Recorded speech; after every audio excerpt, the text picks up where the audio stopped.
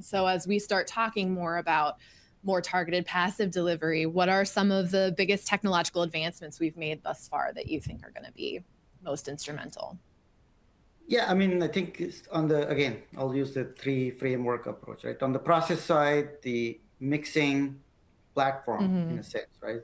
Certainly microfluidics have shown tremendous potential. Now there's GMP systems for commercial scale as well. So there's definitely, I think, coming from previously more artistic mixing style, right? It's like the lab scientist knows how to make the nice particles. Now it's more standardized. That's a beautiful way of putting that. I love that, by the way, artistic. It's very artistic. Yeah. But now I think the systems, you have the leverage to fine tune and come up with controlled fashion, produce 80 to 100 nanometers, right? Reproducibly at every scale. So that's, I think on the process side, that's a big improvement in a sense where now we have good direction where we can go towards for platform.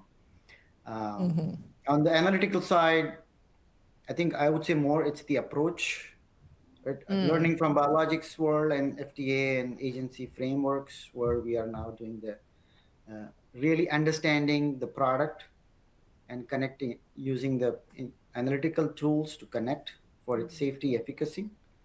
So that's the QbD cell risk assessment. Now I'm seeing that really people are using it in practice.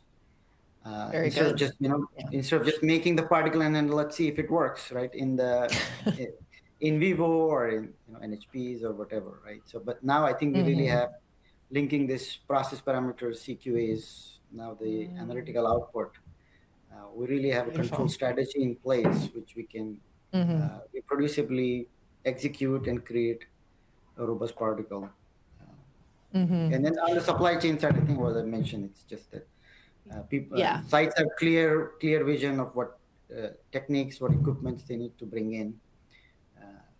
Supply side of the lipids, raw materials becoming more clear in terms of what lipids, what enzymes on the mRNA side are better for the process, and there are definitely more players coming in. So there's robustness on the supply side coming up.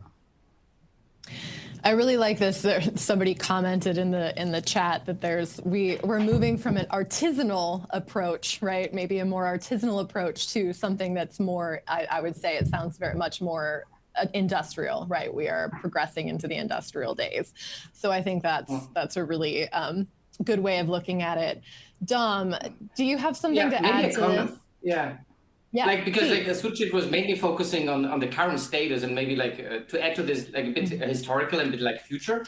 I think thinking about let's say the biggest advancements, I think we should not forget that like the first ever siRNA drug like was LNP based on petro, as well as then the COVID-19 vaccines. These were like big advancement for really like driving and advancing the manufacturing piece, because this is now so established that this was like a huge thing for the entire field. Not only like scientifically, but really from the manufacturing side. And then on the future side, I think one really promising avenue is definitely like the personalized aspect. Like with genetic medicines and nucleic acid therapeutics and targeted therapies, we have definitely technology in hand where we can not only treat, but potentially cure diseases in a variety of different tissues in a different disease context. And I think with baby KJ as a recent example on the liver, but many others, I think the personalized manufacturing equipment, which is now coming up more, is like a very interesting avenue also.